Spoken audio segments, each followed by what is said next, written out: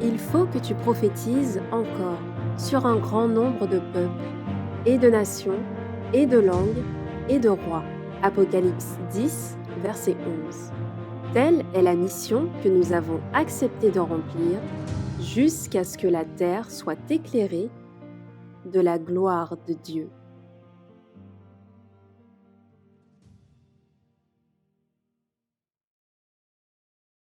Alors, bonjour à toutes et à tous, et je vous souhaite un très bon sabbat en Jésus-Christ. J'espère que vous avez tous passé une agréable semaine. Et donc, nous sommes réunis aujourd'hui, durant ce sabbat, pour le séminaire qui a pour titre « Marcher avec Dieu comme Enoch ». Donc aujourd'hui, c'est un peu spécial car d'habitude, nous nous rencontrons. Et aujourd'hui, donc, c'est en distanciel donc, que nous allons partager ce message ensemble. Et avant de rentrer justement dans le vif du sujet, je vais vous demander de prendre la position adéquate pour la prière et nous allons prier notre Dieu.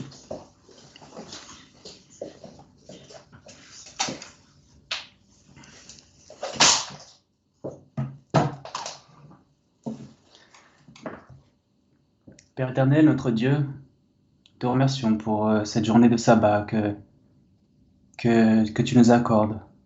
Ce moment où tu nous invites à te chercher, à apprendre de toi, pour découvrir plus en profondeur ton caractère, et afin que le nôtre soit touché par le tien.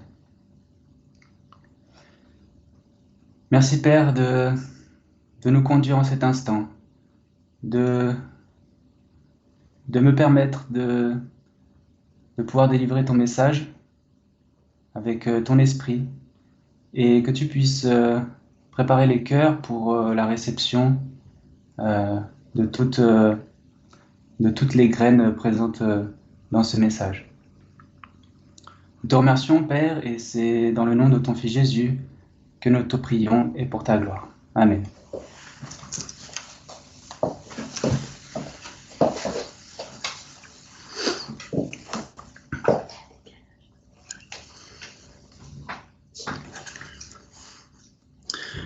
Donc, comme je le disais, le thème de notre séminaire est « Marcher avec Dieu comme Enoch ».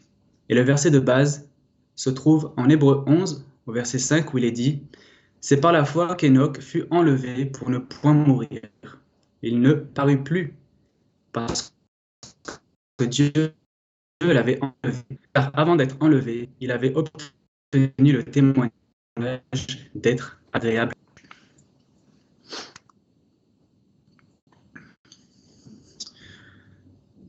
Voyons ensemble un premier passage qui se trouve en Amos, chapitre 3, verset 3. Est-ce que deux personnes peuvent marcher d'accord? Et par cette question rhétorique, la Bible nous enseigne que marcher avec quelqu'un, et en l'occurrence ici avec Dieu, d'accord. Voyons la définition. Ok, désolé pour ce petit problème technique. Et donc nous allons continuer la présentation. Donc je disais que nous allions voir ensemble un premier passage qui se trouve en Amos 3, au verset 3, où il nous dit « Est-ce que deux personnes peuvent marcher ensemble sans être d'accord ?» Par cette question rhétorique, la Bible nous enseigne que marcher avec quelqu'un, et en l'occurrence ici avec Dieu, implique d'être en accord. Voyons la définition du verbe « marcher ». Donc la première définition, la principale de marcher, est se déplacer par un mouvement alternatif des jambes. Mais marcher signifie aussi progresser sans forcément impliquer un déplacement physique, comme tendre vers un objectif, un résultat ou un état. Il peut signifier aussi régler sa vie, et il y a aussi l'expression marcher ensemble, de pair, avec, qui signifie adopter une ligne de conduite identique, vivre en parfaite union en plein accord. Et le verbe marcher a pour synonyme, entre autres, le verbe cheminer, qui, lui, veut dire suivre un chemin ou évoluer, progresser, faire son chemin. Donc, en résumant toutes ces définitions, nous pouvons voir que marcher avec Dieu signifie marcher avec lui sur son chemin, adopter sa ligne de conduite et progresser d'étape en étape jusqu'à vivre en union parfaite avec lui, comme cela nous est résumé en Proverbe 4 au verset 18, où nous pouvons lire « Mais le sentier des justes est comme la lumière resplendissante qui augmente son éclat jusqu'à ce que le jour soit en sa perfection. » Au départ, lors de sa création, du fait que l'homme ait été créé libre avec une possibilité de choisir, 2 chemins de vie ont été proposés, comme nous pouvons le lire en Genèse 2, verset 9, où il nous est dit « Et l'Éternel avait fait germer de la terre tout arbre désirable à la vue et bon à manger, et l'arbre de la vie au milieu du jardin, et l'arbre de la connaissance du bien et du mal. » Il y avait donc ici 2 chemins possibles. Premièrement, le chemin que Dieu leur proposait pour marcher avec lui, à savoir celui de la vie éternelle, avec tous les arbres du jardin et l'arbre de vie, comme nous lisons en Genèse 2, verset 16, et dans la deuxième partie de Genèse 3, verset 22. C'était le chemin de la loyauté, de l'obéissance résultant de l'amour que nos premiers parents portaient à leur Créateur en réponse à l'amour que lui-même leur avait manifesté en Éden. Mais il y avait également un deuxième chemin possible, qui n'était pas celui voulu de Dieu, où il marcherait seul, et ce chemin menant à la mort avec l'arbre de la connaissance du bien et du mal, comme nous pouvons le voir en Genèse 2, verset 17. C'était le chemin de la désobéissance ou de la rébellion contre leur Créateur que Satan leur proposait, résultant de l'égoïsme, de l'orgueil et de l'incrédulité. Nous savons tous quel choix a été fait, et cela plaça nos premiers parents dans une situation très délicate, à savoir qu'ils déchurent de leur position et perdirent l'harmonie et l'union parfaite avec Dieu. Leur esprit était désormais tourné vers eux-mêmes, voulant accomplir leur propre volonté. Ils avaient dorénavant comme chef Satan, et il leur était devenu impossible de se soustraire à son influence. La conséquence de ce choix de nos premiers parents nous fut transmis par héritage et nous emmena également sur ce même chemin, comme nous le lisons en Romains 5 au verset 12.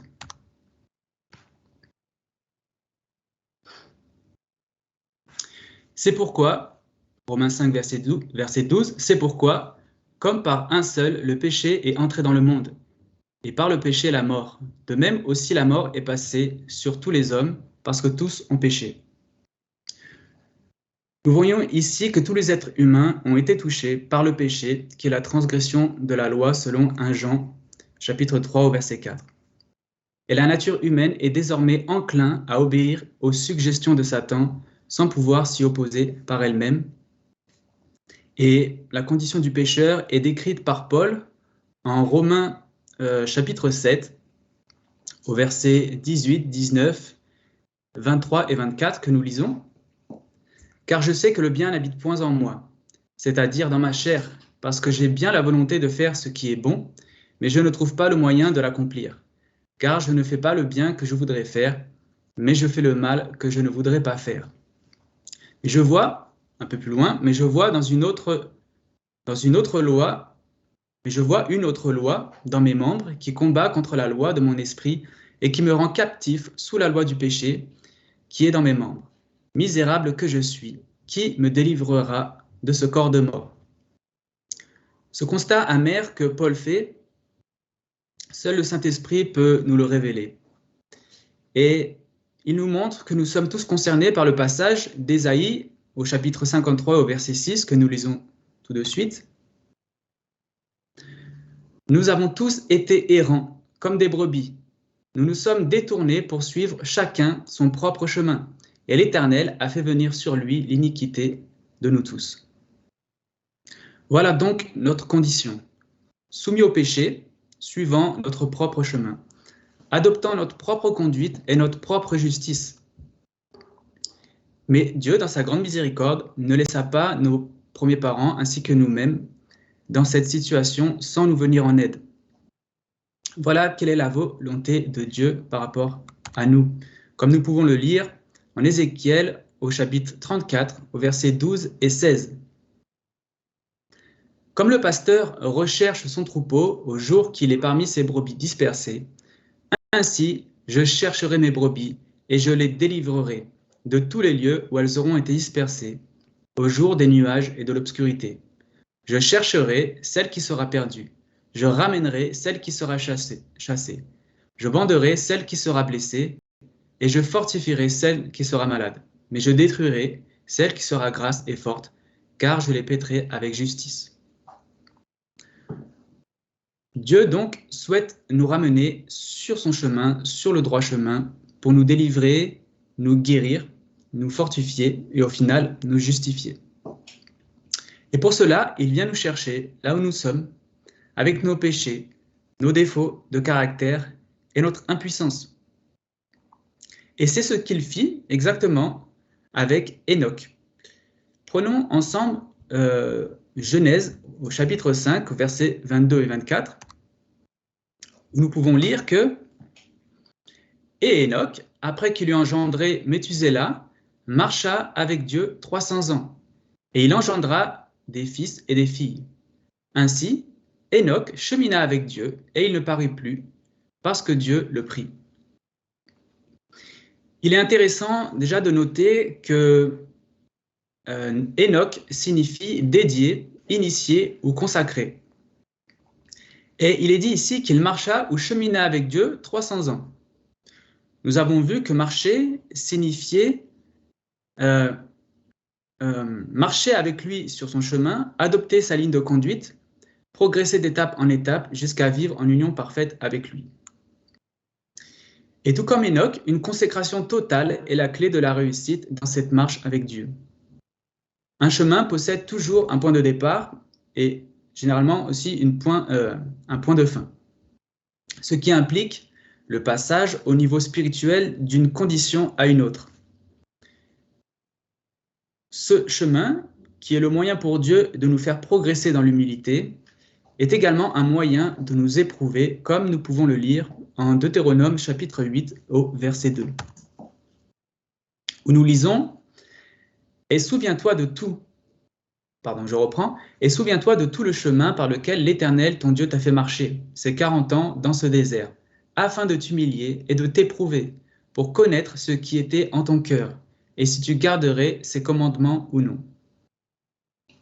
Dans sa marche, Enoch a eu besoin de passer par plusieurs étapes afin d'être testé et transformé, pour finalement plaire à Dieu et être pris avec lui.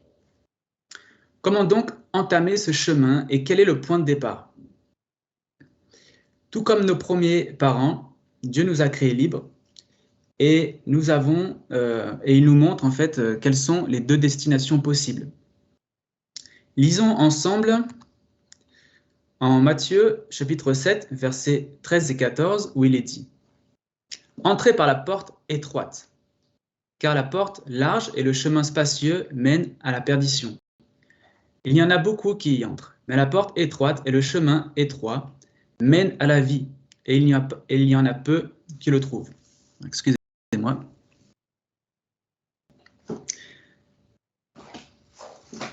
Porte large est le chemin menant à la perdition et le chemin de l'égoïsme. Sans Dieu, où nous sommes guidés par nos convoitises, par nos propres lois et notre propre justice, ainsi que par notre propre sagesse qui est folie aux yeux de Dieu. Dieu nous invite à la prudence car nous pouvons nous considérer parfois sur le bon chemin, alors qu'en réalité, nous sommes sur le chemin qui mène à la mort. Et nous pouvons lire cela en Jérémie, au chapitre 17 et au verset 9, où il est dit « Le cœur est trompeur et désespérément malin. par-dessus toute chose. Qui le connaîtra? Et en Proverbe 14, verset 12, il nous est dit, « Il y a telle voie qui semble droite à l'homme, mais dont l'issue sont les voies de la mort. » Dieu nous invite donc à prendre une sage décision et à choisir la vie, d'après Deutéronome 30, verset 19, en suivant le chemin de la porte étroite pour pas que nous soyons trompés. Dieu nous montre comment choisir la bonne porte et le bon chemin. Lisons ensemble en Jean chapitre 10, verset 9 et Jean chapitre 14, verset 6, où Jésus nous dit « Je suis la porte. Si quelqu'un entre par moi, il sera sauvé. » Et en Jean 14, verset 6, il nous dit qu'il est également le chemin, la vérité et la vie, et que personne ne vient au Père que par lui. Voyons donc que Jésus nous montre qu'il est à la fois le point de départ, mais également le chemin tout entier qui mène au Père. Et où trouve-t-on dans la Bible un endroit où nous voyons une porte et un chemin qui mènent au Père? Pour voir cela, nous allons considérer ensemble le sanctuaire et tout d'abord le parvis du sanctuaire. D'après Exode 25, versets 8 et 9 et Hébreux 8, verset 2, Dieu demanda à Moïse de construire un sanctuaire selon le modèle du véritable qui est dans le ciel. Et le sanctuaire est le moyen que Dieu a choisi pour nous instruire sur le plan de la rédemption. C'est par ce moyen qu'il se fait connaître à nous et nous montre le chemin pour marcher avec lui. Voici une image du sanctuaire que Dieu voulait que Moïse construise, où il y avait une porte pour pouvoir y entrer. Cette porte est donc le point de départ du chemin spirituel avec Dieu. La première étape pour marcher avec Dieu. Franchir cette porte représente la personne qui considère la parole de Jésus et qui souhaite être son disciple, c'est-à-dire être enseigné par lui. Les autres étapes du sanctuaire symbolisent également Jésus et son œuvre et nous montrent le chemin à emprunter pour arriver aux 10 commandements de Dieu contenus dans le lieu très saint. Lisons ensemble le psaume 85 au verset 13 qui nous dit « La justice marchera devant lui et imprimera ses pas sur le chemin. » Toutes les étapes du sanctuaire nous montrent en fait le chemin que Jésus suivit et il nous invite, comme pour ses disciples, à suivre ses pas pour que, comme nous lisons en Proverbe 8 au verset 20, que nous marchions dans le chemin de la justice au milieu des sentiers de la droiture. Et en le suivant, il pourra ainsi nous convaincre de péché, de justice et de jugement, selon que nous lisons en Jean 16, verset 8. Il nous convaincra donc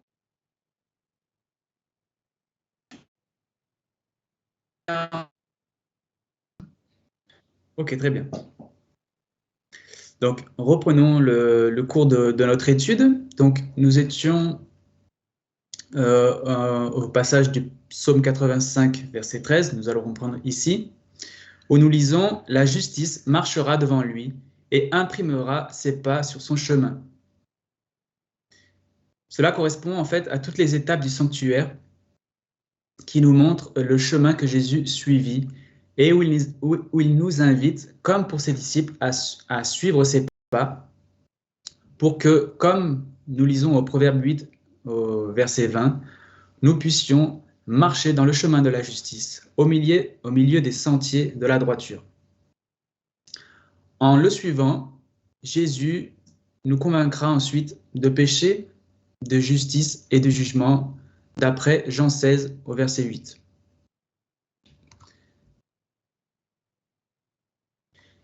Il nous convainc donc, premièrement, de pécher à l'autel des sacrifices que nous voyons dans la slide suivante, qui symbolise le sacrifice de Jésus à la croix, où il a porté nos péchés. C'est ici que nous prenons réellement conscience de notre injustice et du fait que nos propres péchés sont la cause de la mort de Jésus. Cela nous convainc également de l'amour désintéressé que Dieu, le Père et Jésus nous portent et de leur justice envers nous. Car par le sacrifice et la résurrection de Jésus, Dieu a montré qu'il était juste tout en justifiant celui qui a la foi de Jésus, d'après Romains 3, verset 26. Cela doit nous entraîner à une sincère repentance, par le regret et l'abandon de nos péchés, mais également à une conversion avec un cœur consacré à Jésus. Cela nous convainc également de jugement, car le sacrifice nous montre que la loi de Dieu contenue dans le lieu très saint du sanctuaire condamne le transgresseur à la mort pour celui qui ne croit pas. Jésus a fait sur terre plusieurs sortes de miracles, et dans tous ces miracles, nous pouvons tirer un enseignement spirituel, une application spirituelle. En Matthieu chapitre 16 au verset 24, nous lisons: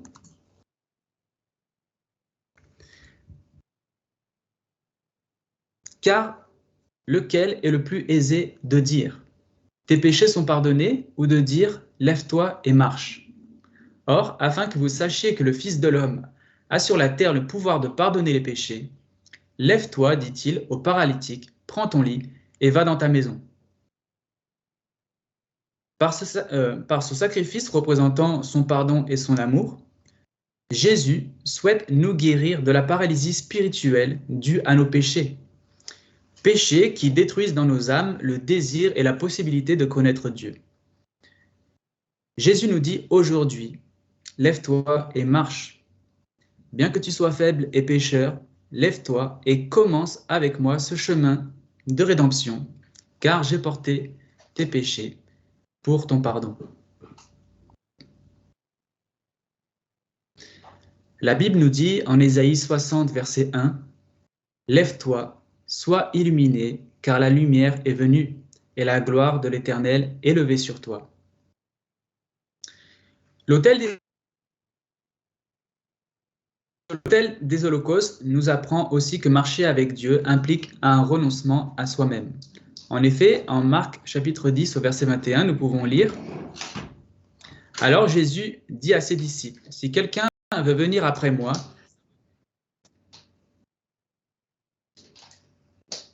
Je t'ai pas entendu, Jean-Christophe, ça bug encore ou pas?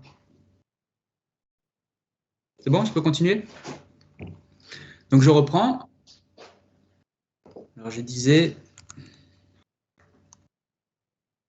Alors je me suis trompé, c'était pas Marc 10, verset 21, mais c'est Matthieu 16, verset 24, où il nous est dit, « Alors Jésus dit à ses disciples, « Si quelqu'un veut venir après moi, qu'il renonce à soi-même et qu'il se charge de sa croix et qu'il me suive. » Nous devons donc renoncer à nos péchés, devons renoncer à nos idoles, qui peuvent être des habitudes, des désirs, des comportements, des mauvaises conceptions qui prennent la place de Dieu. Devons également renoncer à notre volonté, à nos préjugés et à notre propre conception de ce qui est juste. Lisons la slide suivante. En Luc, verset 9, versets 61 et 62, où nous voyons aussi une autre condition pour suivre Jésus. Et là, il nous dit, un autre lui dit aussi, « Je te suivrai, Seigneur, mais permets-moi de prendre auparavant congé de ceux qui sont dans ma maison. » Mais Jésus lui répondit, « Celui qui met la main à la charrue et regarde derrière lui n'est point propre pour le royaume de Dieu. » Par ce passage nous montre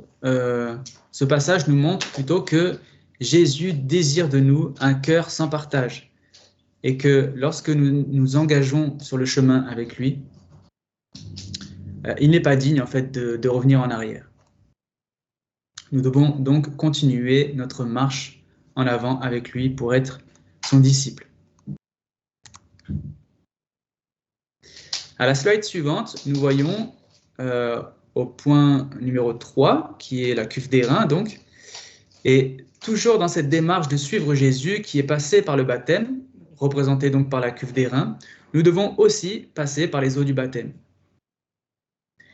Jésus a dit en Jean 3, verset 3, que nous devons renaître de nouveau pour voir le royaume de Dieu.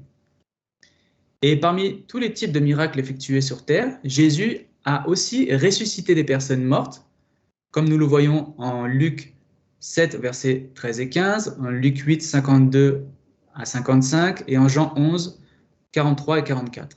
Et il a également chassé les démons. Cela afin de nous témoigner de son autorité et de sa puissance pour nous ressusciter, à la fois littéralement, mais également spirituellement, en nous dégageant de la puissance de Satan et en nous faisant marcher en nouveauté de vie. Le baptême témoigne donc de notre part d'une volonté d'alliance avec Dieu pour mourir au péché et marcher en nouveauté de vie, d'après Romains 6 au verset 4. Il témoigne également de la foi que nous avons en la mort et en la résurrection du Christ. Il témoigne d'une foi en sa puissance pour nous ressusciter et nous sanctifier, ce qui est nécessaire pour qu'un jour nous puissions voir Dieu, d'après Hébreux 12 au verset 14. Donc, pour résumer, le début du chemin avec Dieu, du chemin chrétien avec Dieu, on voit que nous devons d'abord considérer en fait et désirer écouter les paroles de Jésus. Nous devons reconnaître notre propre injustice et également la justice que Christ nous offre par son sacrifice. Nous devons accepter son pardon et par le baptême, prendre un engagement pour mourir au péché. Je vais reprendre le résumé. Donc, le résumé en fait de la première partie du chemin chrétien, du début du chemin chrétien, consiste à avoir le désir et la considération en fait d'écouter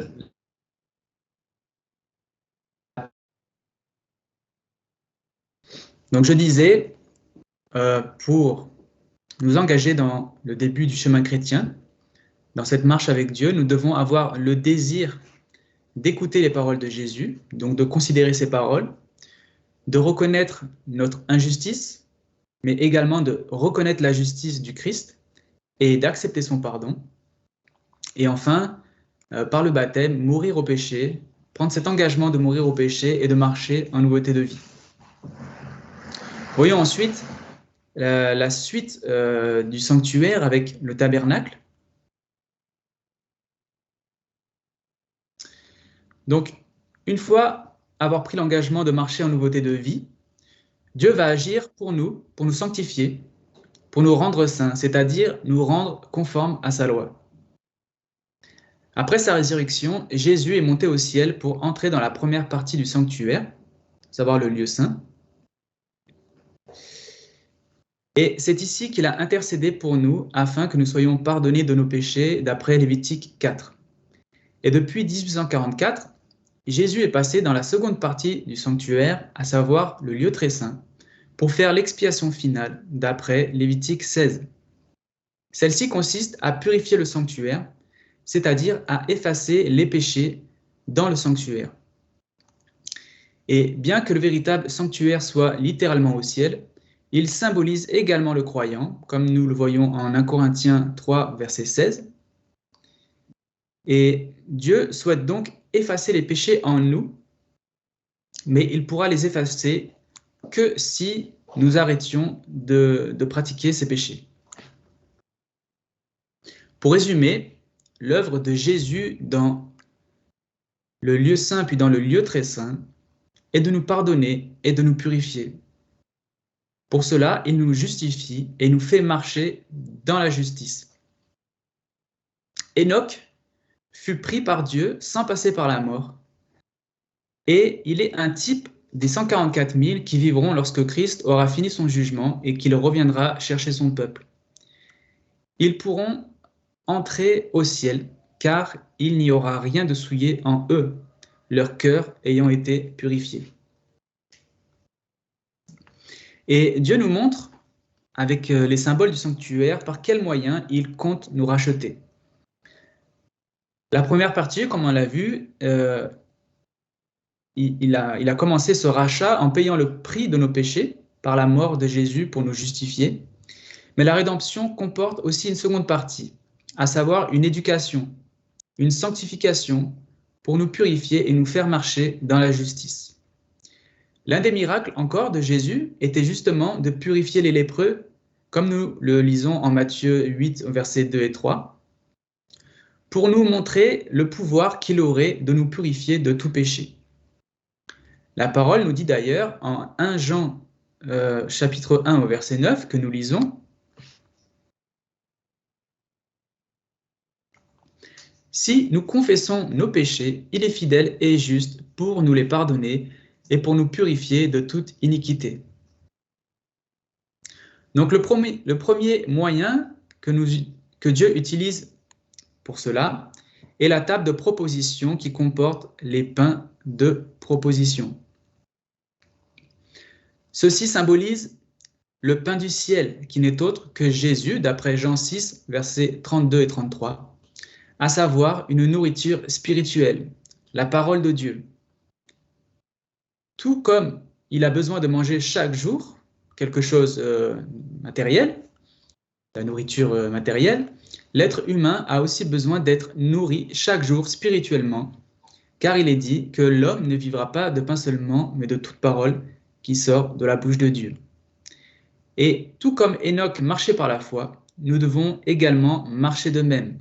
Et pour cela, la parole de Dieu est indispensable. Car d'après Romains 10, au verset 17, la foi vient donc de ce qu'on entend, et ce qu'on entend vient de la parole de Dieu. Comme nous l'avons vu, les miracles de Jésus nous enseignent des choses spirituelles. Jésus a aussi guéri des aveugles, comme nous le voyons en Luc 18, versets 35 à 43, Marc 10, versets 46 à 52, et Jean 9, versets 1 à 15, et aussi Marc 8, versets 22 à 26. Il nous montre qu'il peut également nous donner le discernement de sa parole pour nous ramener dans la lumière, nous conduire dans la lumière et nous garder dans la lumière. Par exemple, nous pouvons lire dans Patriarches et Prophètes à la page 62.6 « Enoch avait été perplexe au sujet des morts. N'entrevoyant rien pour les bons au-delà de la tombe, il s'attristait à la pensée que juste et injuste retourneraient ensemble dans la poussière, terme final de leur existence. En vision prophétique, il put contempler non seulement la mort du Sauveur, mais son retour en gloire accompagné de tous les saints anges pour arracher son peuple à la puissance du tombeau et consumer les impies par le feu. C'est donc la parole de Dieu qui nous permet de nous situer par rapport à sa volonté, pour voir si nous sommes dans la vérité ou dans l'erreur. Et elle nous permet également de corriger nos pensées lorsque nous sommes justement dans l'erreur, et de nous guider lorsque nous ne connaissons pas encore la vérité. Elle permet à la fois de nous soulager du doute et de la tristesse. Car en Psaume 119, verset 105, il nous est dit que la parole de Dieu est une lampe à mes pieds et une lumière sur mon sentier. Jésus nous dit encore qu'il est la lumière du monde et que celui qui me suit ne marchera point dans les ténèbres, mais il aura la lumière de la vie. Et ce passage, nous le lisons en Jean 8, verset 12. Jésus utilise aussi le moyen de son Église pour conduire et garder les âmes dans la vérité. En effet, Dieu a établi dans son Église, d'après 1 Corinthiens 12, verset 28, des dons d'enseignement de sa parole pour veiller à ce que le peuple puisse garder la sainte doctrine. En évangélisé, à la page 287.3, il nous est dit « Il existe un lien étroit et sacré entre le Christ et l'assemblée des fidèles, entre l'époux et l'épouse, entre la tête et le corps.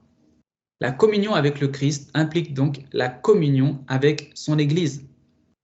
Et dans le principe de foi chrétienne, à la page 111.2, il est dit que la voix de Dieu s'exprime dans l'unité de son peuple.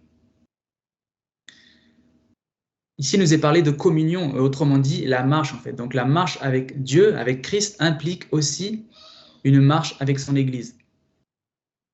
La parole de Dieu, donc, par l'intermédiaire de la Bible, mais aussi de son Église, est donc un rempart pour ne pas pécher contre Dieu, comme nous le voyons dans le psaume 119, au verset 11, où il est dit « J'essaierai ta parole en mon cœur, afin que je ne pêche point contre toi. » Voyons ensuite le second point que nous trouvons dans le sanctuaire, dans le tabernacle plutôt. Donc, le second point est le chandelier, qui est fortement lié au premier point, donc le pain de proposition. Et ce chandelier représente le Saint-Esprit, l'Esprit de Dieu et de Jésus. Jésus, en Jean 6, verset 63, nous dit « C'est l'Esprit qui vivifie, la chair ne sert de rien. Les paroles que je vous dis sont esprit et vie. »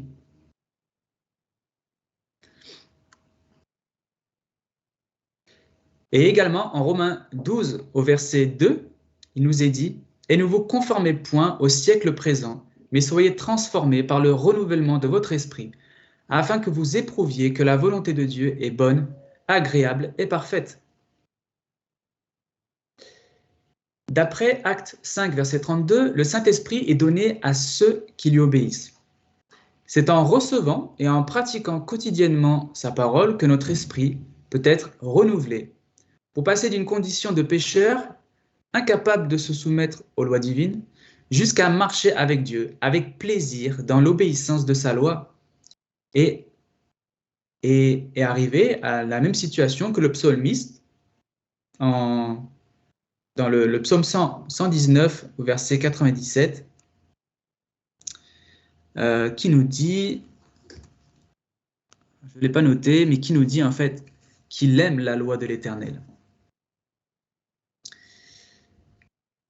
Voyons ensemble aussi le passage de Galates 5, au verset 25.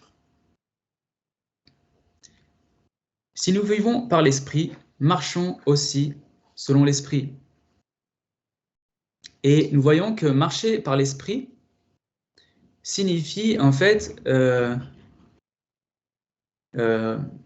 avoir les fruits de l'Esprit, représenter en fait les caractéristiques de l'Esprit dans notre caractère. Comme nous le voyons en Galates 5 au verset 22, où il nous est décrit les fruits de l'Esprit, donc la charité, la joie, la paix, la patience, la douceur, la bonté, la fidélité, la bénignité et la tempérance. C'est donc par le renouvellement de l'Esprit que nous pouvons être transformés en la ressemblance de Dieu et que nous pouvons marcher avec lui, c'est-à-dire adopter sa conduite. Le chandelier représente celui qui marche avec Dieu en étant éclairé, mais également celui qui marche pour éclairer les autres. En effet, Jésus nous dit en Matthieu 5, verset 14, et également en Matthieu 28, verset 19, que nous sommes la lumière du monde et qu'une ville située sur une montagne ne peut être cachée.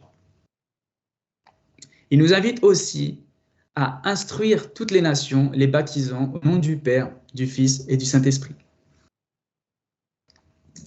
Et c'est ce que faisait en fait Enoch à son époque, comme nous pouvons le lire en Jude, versets 1, 14 et 15, où il est dit « C'est d'eux qu'Enoch, le 7e homme depuis Adam, a prophétisé en disant « Voici, le Seigneur est venu avec des milliers et des saints pour exercer le jugement contre tous les hommes et pour convaincre tous les impies d'entre eux de toutes les actions d'impiété qu'ils ont commises et de toutes les paroles injurieuses que les pécheurs impies ont proférées contre lui. » Enoch vivait la vérité pour son temps, mais il ne gardait pas égoïstement cette vérité pour lui-même. Conscient de l'amour que Dieu lui portait, ainsi qu'à tout le reste de l'humanité, il était en communion avec Dieu pour le salut des âmes. Et tout comme Noé, dont il fut contemporain, Il appela les hommes à abandonner le péché et à trouver refuge par la foi dans le Messie. Il montrait qu'il était possible d'obéir à Dieu. Il rétablissait les fondements et réparait les brèches faites à la loi par les personnes qui vivaient à son époque.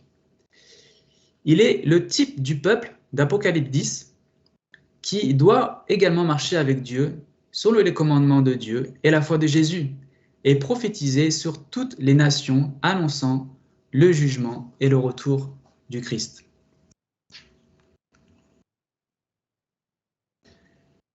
Voyons également le troisième point qui se trouvait dans le lieu saint, à savoir l'autel des parfums.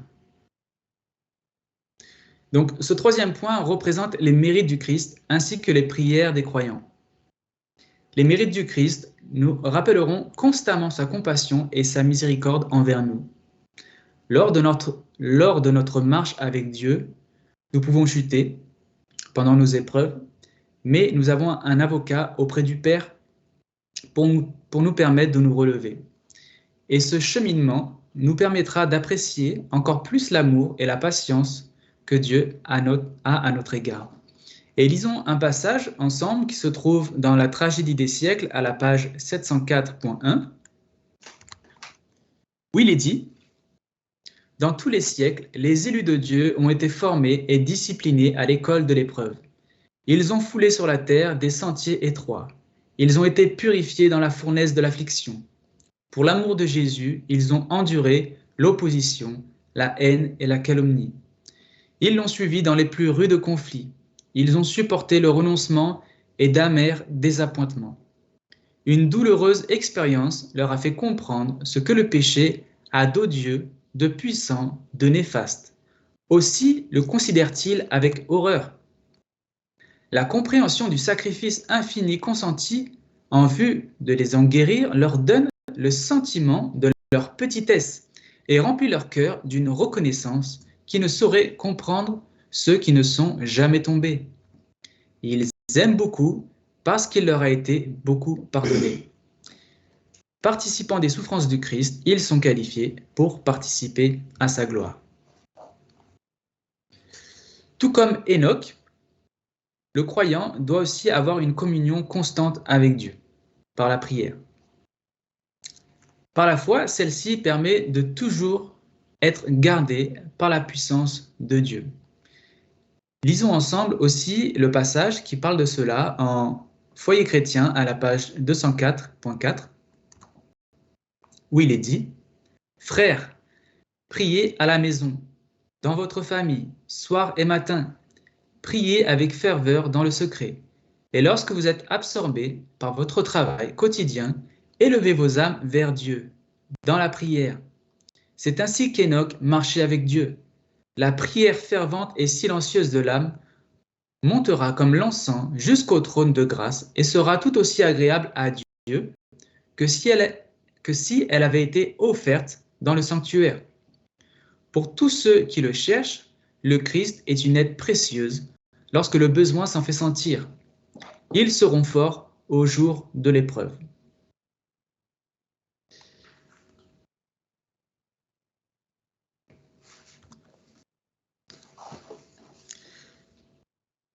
Nous voyons par tous ces moyens que nous avons pu voir depuis le début de cette étude, entre autres, à savoir la parole, son esprit, la prière et les mérites du Christ, que cela nous permettra en fait d'avoir une connaissance expérimentale de Dieu. Elle nous permettra de forger l'armure chrétienne nécessaire pour marcher avec Dieu, d'après Éphésiens 6, versets 14 à 18. Elle nous permettra également de grandir dans la connaissance de son amour, qui est la vie éternelle, d'après Jean 17 et au verset 3. Cela nous permettra également de mieux aimer en fait les personnes qui nous entourent et de représenter au plus près le caractère de Dieu et l'amour que Dieu a pour l'humanité. Et cette connaissance expérimentale nous permettra aussi de remplir tous les devoirs quotidiens que nous avons avec la famille, les amis ou notre entourage. Prenons ensemble encore 3 petits versets pour conclure ce message. Et le premier se trouve en 2 Corinthiens au chapitre 6 et au verset 16, où il est dit « Car vous êtes le temple du Dieu vivant. Comme Dieu a dit, je demeurerai en eux et je marcherai en eux, et je serai leur Dieu et ils seront mon peuple. » En Jean 17, verset 23, il est dit « Moi en eux et toi en moi, afin qu'ils puissent être rendus parfaits en un, et que le monde puisse connaître que tu m'as envoyé et que tu les as aimés comme tu m'as aimé. » À travers le chemin proposé par Dieu, celui du sanctuaire, il désire marcher avec nous d'étape en étape.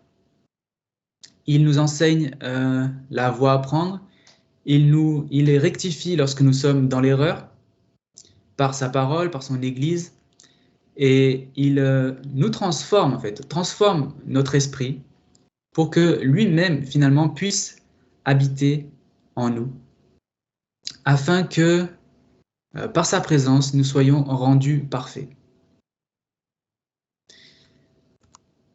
En Colossiens 2, versets 6 à 7, il nous est dit « Comme donc vous avez reçu le Seigneur Jésus-Christ, marchez selon lui, étant enracinés et fondés en lui, et affermis dans la foi, selon qu'elle vous a enseigné, y faisant des progrès avec des actions de grâce. »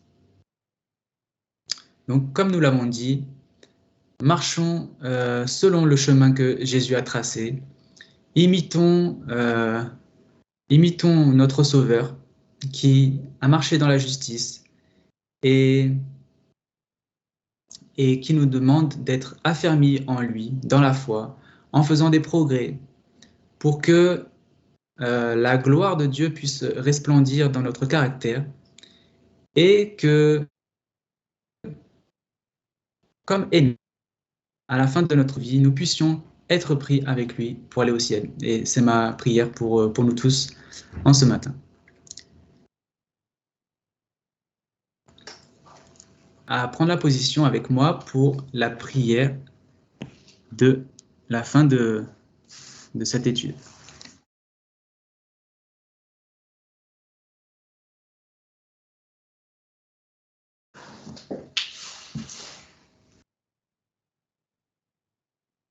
Père éternel, notre Dieu, te remercions encore de cette matinée que tu nous offres et de la vie que tu nous offres encore en ce matin. Merci pour toutes tes grâces et de nous accepter avec nos défauts tels que nous sommes, notre impuissance. Et nous te demandons, Père, de bien vouloir nous pardonner pour cela. Et te demandons également de nous purifier, de nous conduire sur ton chemin pour enlever toutes les imperfections de caractère qui nous empêchent d'être en totale union avec toi. Aide-nous à renoncer à notre propre volonté, à nos désirs et à nos mauvaises conceptions de